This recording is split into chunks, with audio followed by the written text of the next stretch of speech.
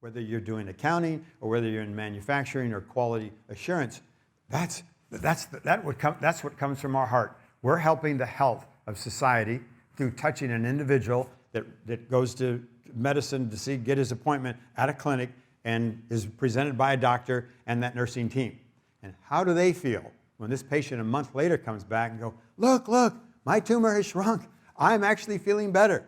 You've taken the word dis-ease and taken a big red circle through the dis and crossed it out. I'm back at ease again. I'm normal like you.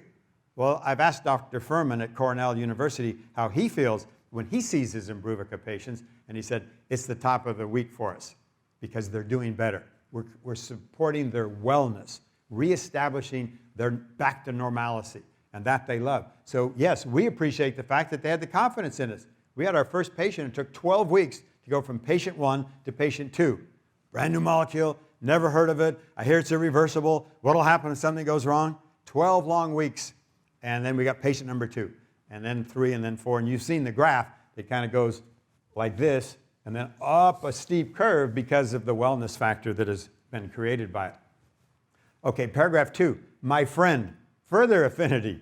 My friend, you have asked some very thought-provoking questions, and I'm not sure I can respond adequately.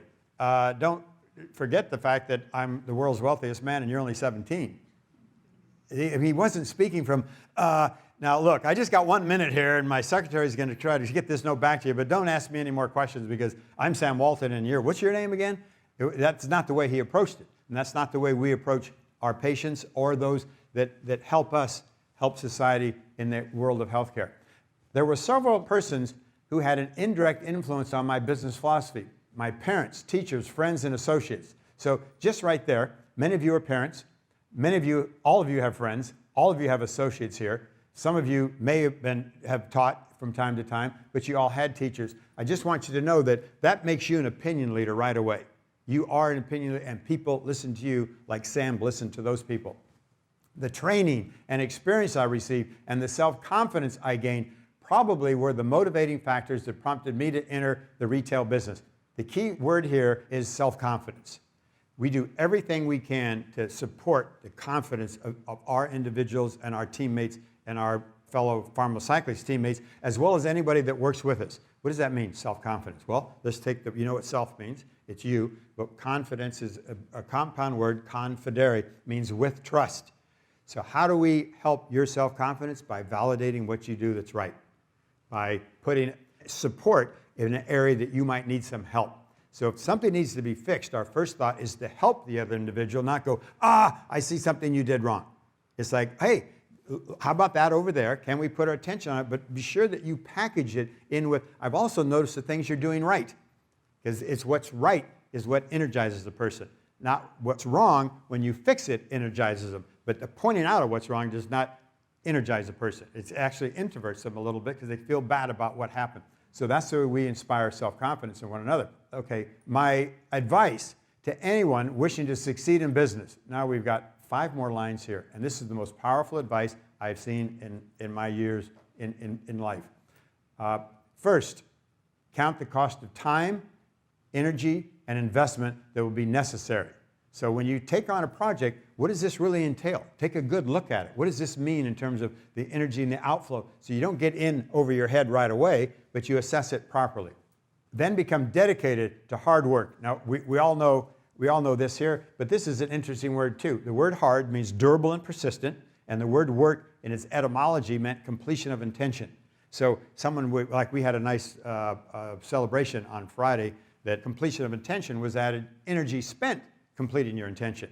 And you know that now. Man, that's hard work. I put a lot of energy into it. But work is a great word. Who would want to be denied the capacity as a human being that you, Bob Duggan, are a little different. You can never get your intentions completed. For some reason, we've just left that ability out. Well, what would I'd be reduced to a tree or to a rock. I couldn't ever move, couldn't turn over unless you kicked me, But I have the ability to intend something, to intend to help, to intend to create value, and so do you. So it's really an important word, hard work. Sacrifice, yes.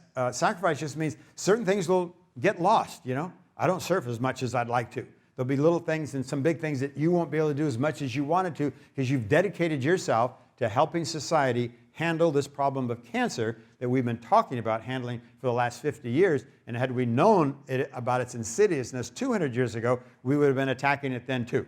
Because the process of life is confront and resolve problems with regard to life itself. So life wants to forward itself. Life has no intention of going, in 2020, it's all over and done, game's over. It wants 2020 to be a better year than even 2010 or 2014. So we are in alignment with life itself when we forward life. And part of forwarding life is, let's make it healthier. Well, what's the biggest outpoint of health as you cross over, not your age, but mine, over 60? It's cancer. It's huge. If we handle cancer, we're probably giving people 10 more years of quality of life, not just duration under suffering, but quality. And that's a good thing. So reinvestment into the business, which this company's done. We got here with like 14 million in cash. It was quickly down to 10. And I told all the people that the intrepid individuals that remained in this company from 450 down to about 40, we will never see our balance sheet go below 10 million. I want you driving home each night going, God, can we pay our bills with my checks cash? And we were able to do that. Now we have over 650 million in cash. You know, we started in a week before that big, almost depression, heavy recession all over the world in September 2008 that lasted all the way through March of 2009, and we've been picking up on it ever since. Since that time, we've gone into a rising economy, and the world of biotech, you know, some would even call some exuberant pricing of biotech value. And you see that in our stock price jump around and fluctuate a little bit. I'm not denying that there was a little bubble, but I'll tell you for sure, we're an entirely different company with entirely different prospects than we stepped in 2008. We have 500 people. They're intelligent. Their attention is on this business. Their intention is to make it prosper and flourish. Our combined intention is to help society. We've dosed 3,000 patients. We're dosing in the process another 7,000 patients. We're getting partial responses, complete responses. Ada Walton is a friend of mine who's been on drug for 4.5 years. She's doing incredibly well. Complete CR out of the Ohio State. So they're really doing well. And yes, we have a list of adverse events, but keep in mind when you see an adverse event, if you've been on, I've been on drug for 3 years, and I got dizzy one day, had nausea another day, and was irritable and fatigued another day. Those are 4 adverse events. But I've been on for 4 years. That's over 1,300 days. I had 4 events. So we report the events. So don't get concerned when you see these events as if that's what's happening all the time, because it isn't. If it was, our drug wouldn't be on the market. So we obtain all the knowledge that is possible, and that's what we do collectively. The combination of all of our minds is infinitely more valuable than just one individual's mind. So that's why we communicate, we get together, we review what's going on and how's it going on. We set attainable goals. I think we've done that. We share profits. We paid $12 million last year, many of you were here for that, into a profit sharing plan. We hope, and we're going to endeavor to pay more in profit sharing this year than last year. You know, the stock is one thing, it'll go up and down, but our ability to earn a profit and distribute that should never change. We practice hospitality and aggressiveness. So those are 2 interesting words. We're always kind, but we know what we're here for. We're here to make progress. And if we see an outpoint, we've got to get it fixed, and we want to move on that rather quickly. So there's a point where you've got to snap your finger and say, let's go. Let's get this done. And this is the key, a willingness to serve others. 5 words, a willingness to serve others. This is Sam Walton. This is Mahatma Gandhi. This is Martin Luther King. This is some of the great people on the planet. They all shared that last line in common. A willingness, whether it's profit or non-profit, a willingness to serve others. And you know what? It's not in the genius characteristic, but it should be, because it's actually in life. Everybody's born with a willingness to serve others. So why would that be the case? Because each one of us is a fraction of life.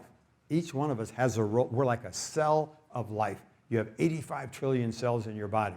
We have 7 billion people on planet Earth. And I would probably posture to say that the 85 trillion cells in your body get along better than the 7 billion people running around Earth.